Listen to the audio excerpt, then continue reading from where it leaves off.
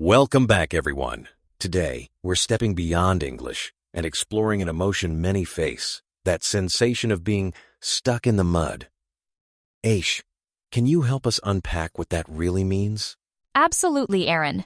Imagine making progress, then suddenly it feels like invisible forces hold you back. Life is moving, but you're rooted in place almost like your shoes are glued to the ground, while friends and time rush ahead. That's relatable. It's not always about huge setbacks, right?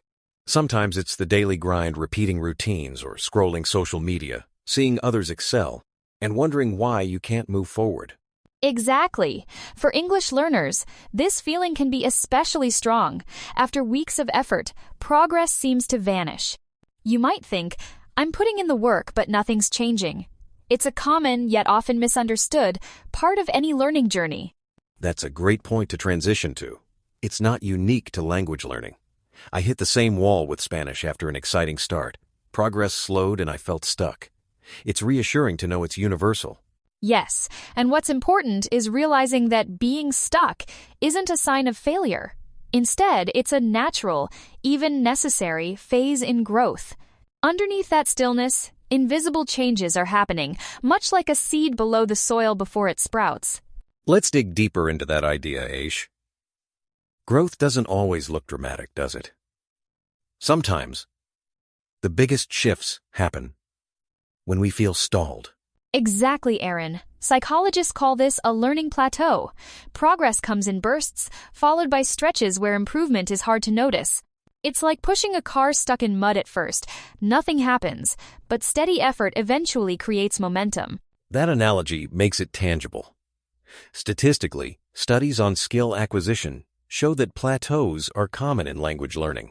According to Cambridge research, learners often hit a plateau after mastering basic grammar and vocabulary, before advancing to fluency.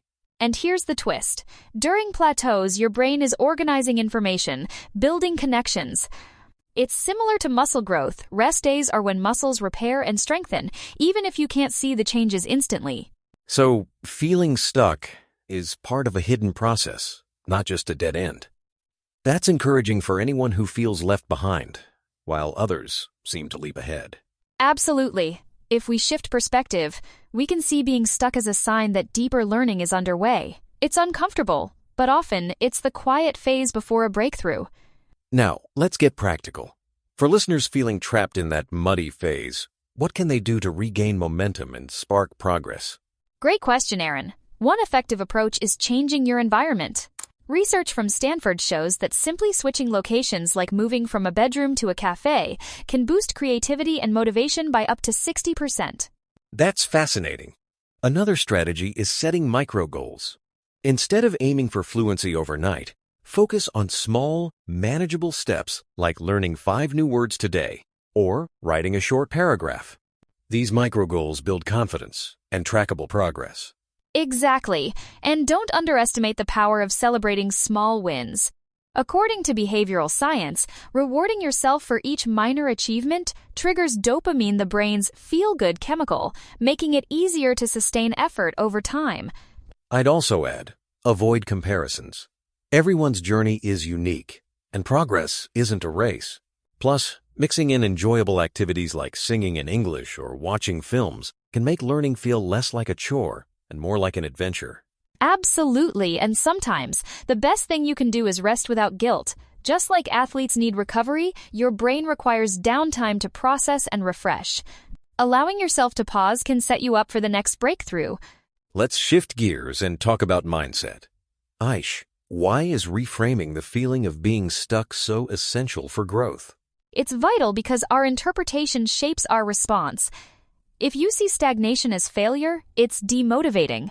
But if you view it as a learning signal, an opportunity to reflect and adjust, you're more likely to persist and succeed.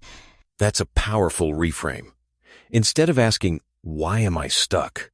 Try, what can I learn from this?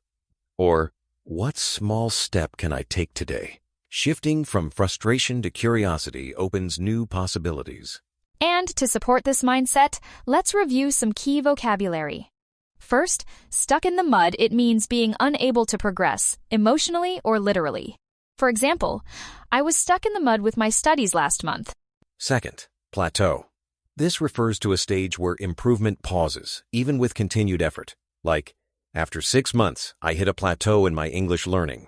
And third, small wins. These are minor achievements that build momentum.